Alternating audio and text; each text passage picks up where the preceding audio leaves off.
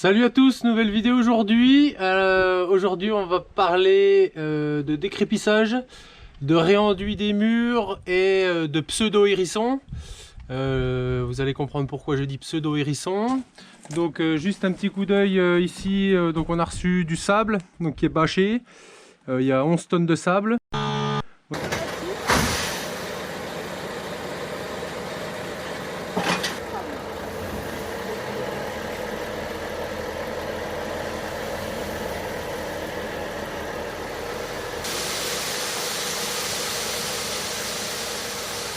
On avait donc les galets là-bas. Il y avait un peu plus de 10 tonnes de galets si je ne me trompe pas. Et environ 4 tonnes de pouzzolane. Donc pouzzolane et sable pour faire les dalles. Et il me restera du sable pour les enduits, etc. Et les galets donc pour le hérisson. Donc encore pas mal de boulot effectué. Donc dans un premier temps je vais vous montrer le décrépissage et les mauvaises surprises que j'ai pu avoir. On va voir comment j'ai réenduit tous les soubassements avant la mise en place des galets. Allez, c'est parti, je vous dis bon visionnage. Bon, maintenant je vais m'attaquer à décrépir ça. Donc j'ai fait une petite erreur dans la chronologie des travaux. J'aurais dû tout décrépir avant de décaisser. Ça m'aurait évité d'avoir à prendre l'escabeau. Maintenant, quand j'ai décaissé, j'ai voulu tout faire en même temps. Pourquoi je vais faire ça maintenant? Parce que si je le fais sur ma dalle, quand j'aurai fait la dalle, je vais devoir laver les murs, ça va tremper, je vais foutre des litres d'eau sur ma dalle, ça sert à rien du tout.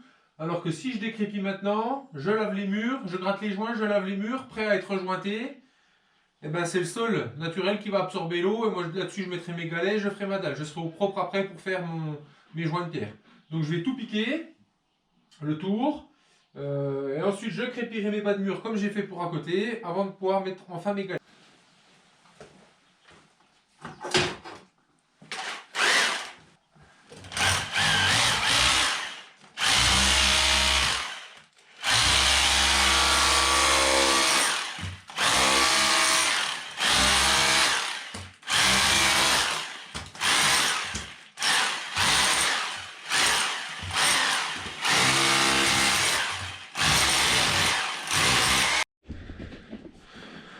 Alors la mauvaise blague, c'est qu'en fait c'est tout cimenté derrière. Voilà. Donc tu crois que c'est un crépichaud pour se dire bah tiens je vais le laver un petit coup et puis le refaire. Et on voit qu'il y a du salpêtre dessus là, il y a de la merde là. Espèce de jaune là, des auréoles jaunes, des auréoles un peu de moisi. Et ben ouais, c'est crépi derrière du ciment. Donc forcément ben c'est de la merde quoi. Voilà. Donc faut tout que je pique cette merde. Donc ce qui devait me prendre peut-être une petite journée, et ben ça va me prendre des plombes.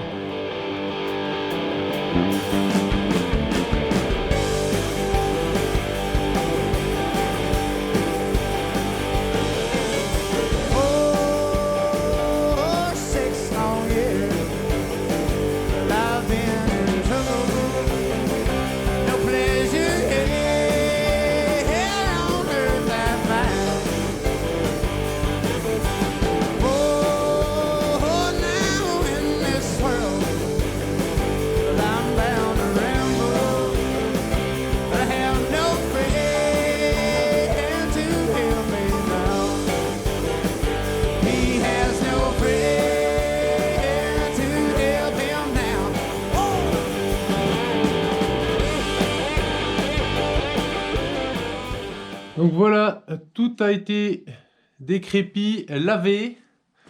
Hein, c'est important. Alors j'ai utilisé le Karcher pour cette partie-là, qui était avec le ciment et tout, pour bien nettoyer correctement. Et on peut voir que même avec le Karcher, on n'abîme pas les joints de terre et chauds qui sont faits. J'ai lavé encore un petit coup au jet après. Et on peut voir, j'ai fait ça hier après-midi, en fin d'après-midi, à la tombée du soir. Là, on est le matin et on peut voir que le sol est bien drainant parce que j'ai mis pas mal d'eau. Hein. Pour tout laver correctement, je peux vous dire qu'il y a quelques litres d'eau qui ont coulé. Et ben, on est sec par terre, hein, ça draine bien. Donc, je vais attaquer aujourd'hui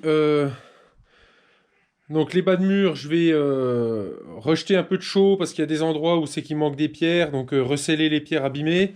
On peut voir ici hein, qu'il y a des trous assez conséquents. Donc, pour reboucher tout ça. Pour redonner un petit peu de pour éviter aussi qu'il y ait des bestioles qui viennent s'enfiler par les trous des pierres. Ce genre de trous là, tout ça on va tout reboucher, donc du coup je vais tout réenduire à la chaux, tout le bas de mur avant de disposer les 20 cm de galets. Donc mon mélange, c'est un mortier chaux sable dosé à 1 pour 3, chaux hydraulique NHL 3,5 que j'ai bâtardé avec un petit peu de chaux aérienne. Donc on peut voir, ce côté là est pas trop vilain, mais bon j'ai quand même des trous assez importants, donc ça me permet de reboucher les trous, de vraiment venir consolider mon mur, si tant est qu'il ait besoin d'être consolidé, on est d'accord, mais bon, j'aurai pas de trous de niche à bestiole, du moins il faudra qu'elle rousille la chaux avant, quoi. Alors c'est le crépi pour les nuls, j'ai deux paires de gants, une paire de gants coton plus ces gros gants. Si vous savez pas crépir, ça va pas mal, surtout pour un crépi qui sera pas apparent derrière, hein. C'est juste un projeté.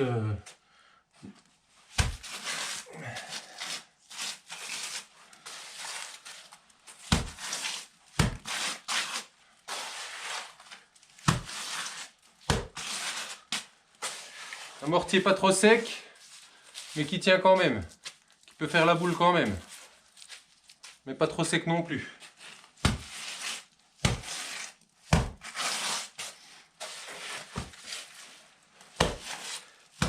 Donc j'ai fait comme ça tous mes pieds de mur, et toutes les pièces.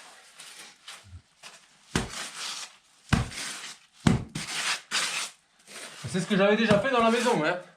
Dans la maison, c'est fait pour la plus ancienne des pièces, il y a 5 ans maintenant. Bon, j'ai pas eu de désordre, j'ai pas de... Mes dalles de pierre sont pas sauvées en courant, mes murs se sont pas fissurés malgré la canicule.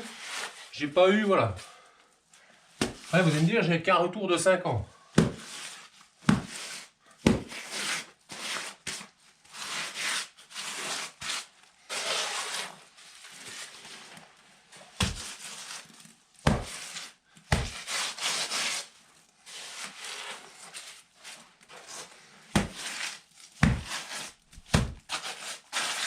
Pour information, tout ce que j'ai décrépit là, j'avais plus de 20 brouettes. Juste du crépi, de ce que j'ai enlevé.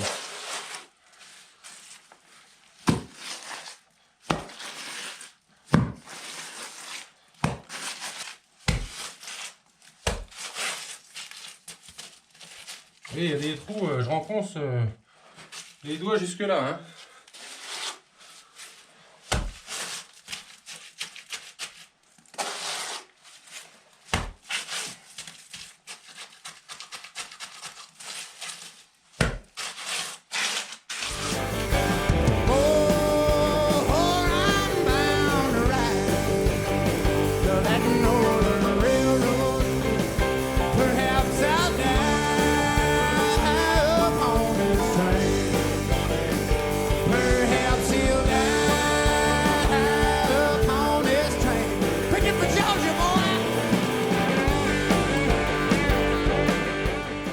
Bon voilà, donc tous les soubassements de la cuisine sont faits. J'ai également, là on est à contre-jour, j'ai également réenduit tout le mur là, puisque celui-ci sera isolé. Et il était vraiment abîmé, on voit il y a encore des creux par endroit ici. Donc je recharge pas trop pour pas que le crépi tombe. Je viendrai recharger une épaisseur quand je ferai le haut, il me restera encore le haut à faire. Donc pour mémoire, hein, tous les enduits avaient déjà été réalisés en soubassement sur les chambres et la salle de bain de la même manière. Bon, alors ce coup-là, je vais vous expliquer le pourquoi donc, des fondations rehaussées. Alors, comme vous pouvez vous en rendre compte, j'ai rempli de galets. Ce qu'on appellera communément un hérisson, même si pour moi le terme est un petit peu abusé. C'est-à-dire qu'un hérisson, c'est plutôt des pierres qui sont rangées à la verticale. Les anciens faisaient comme ça. Ils rangeaient des pierres bien verticales les unes à côté des autres, comme les épines d'un hérisson, pour empêcher l'eau, éventuellement ou l'humidité, de remonter dans la dalle au-dessus. Là, on est plus sur un tas de galets, donc ça a la même fonction. Mais je pense que le terme de hérisson n'est pas à proprement parler ce que j'ai fait là. C'est plus un radier en galet, on va dire. Voilà. Qui va servir de drain pour l'humidité. Donc il y a 20 cm, on vient à fleur des fondations, ce qui me permettra de mettre une membrane géotextile sur le dessus, donc pas pour arrêter l'eau, hein, c'est juste un feutre en coton, un feutre tissé qui empêchera le béton et la laitance de chaud de couler dans mon hérisson. On va l'appeler comme ça.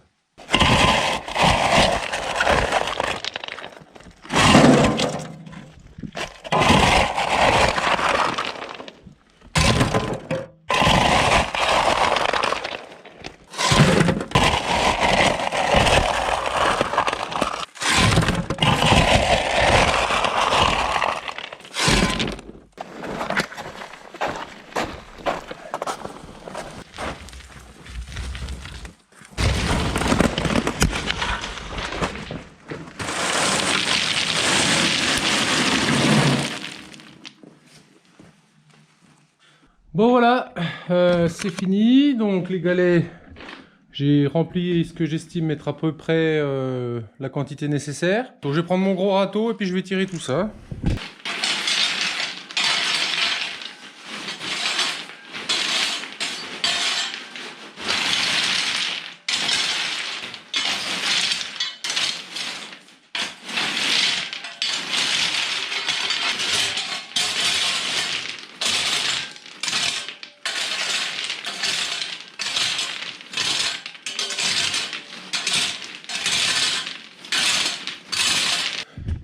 Bon, ben j'ai vu une boîte de trop, hein. Je vais retirer ça, c'est pas grave. Puis je vais finir d'étendre ça correctement.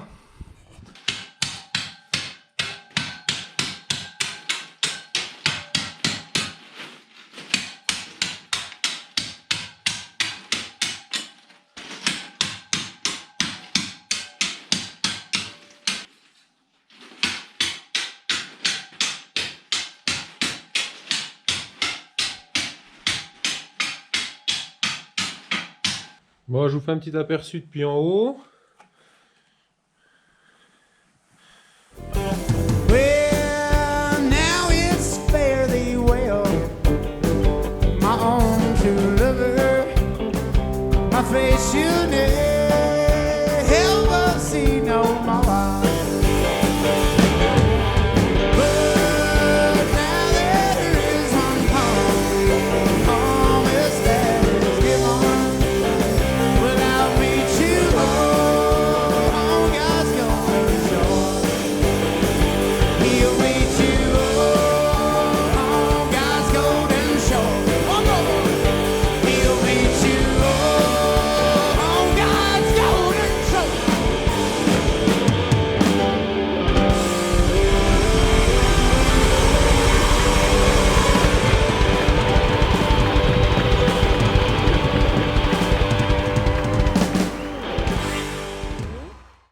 Je suis avec un fan, tu t'appelles comment? Eric et je suis carreleur. Eric était carreleur. Et toi, comment tu t'appelles? Ben moi c'est pour ma chaîne en fait. Ah mince. Et donc t'as une chaîne? Ouais, j'ai une chaîne, mais je l'ai pas. C'est dans ta Ah, d'accord. Bon ben. Ah putain.